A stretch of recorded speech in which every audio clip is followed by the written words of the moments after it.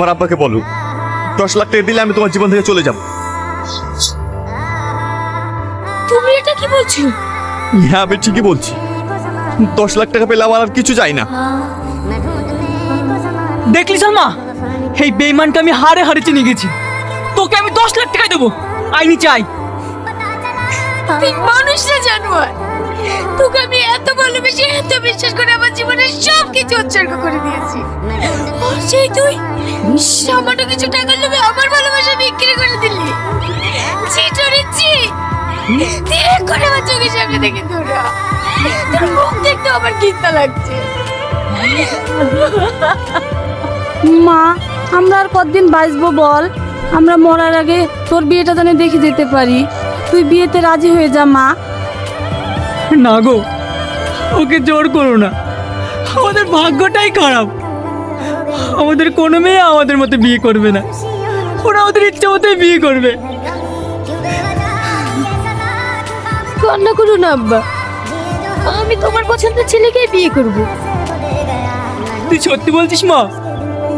কিন্তু আমার একটা শর্ত আছে। কি শর্ত মা, তুই বল। আমার বিয়েতে আমার বড় বোনকে এই বাড়িতে আনতে হবে। না না, এটা কখনোই সম্ভব না। কেন সম্ভব না? ও তো তোমারই মেয়ে, ভুলটাই করেই ফেলেছে, তাই বলে তোর ক্ষমা হবে না? ও তুমি আর অমত করো না, বুড়ি ঠিকই বলছে, ও তো আমাদেরই মেয়ে। ঠিক আছে, তাই হবে।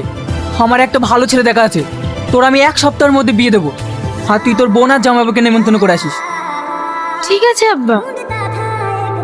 বুড়ি, ভালো আছিস তো মা? হ্যাঁ ছোট আব্বা, ভালো আছি। কি রে বোন, কালকে বিয়ে আর আজকে আসার সময় হলো?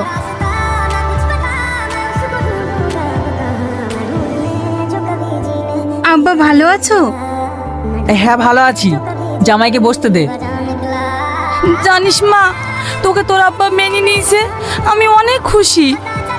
তুমি হয়তো জানো না মা, আব্বা আমাদের অনেক আগেই মেনে নিয়েছে। শুধু মান সম্মানের ভয়ে তোমাদের কাউকে কিছু বলতে পারিনি। আব্বা ছিল বলে আমি আমার সংসারে কোনোদিনও অভাব বুঝতে পারিনি। আমি আবার তোদের জন্য কি করেছি? কেন? টনিকে দিয়ে যে প্রতি সপ্তাহে সপ্তাহে খাবার পাঠিয়ে দিতে, সেইগুলো? আমি টনির হাতে খাবার পাঠিয়েছি? দেখ মা, তোর হয়তো কোথাও ভুল হচ্ছে। আম্পা, তুমি আর কত লোকাবে বলো? আজ আমি তোমার জন্যই বেঁচে আছি। তুমি যদি টনির হাত দিয়ে 10 লাখ টাকা না পাঠাতে, তাহলে হয়তো আজ আমি আর বেঁচে থাকতাম না। তোকে 10 লক্ষ টাকা দিয়েছি, আমি তো কিছুই বুঝতে পারছি না।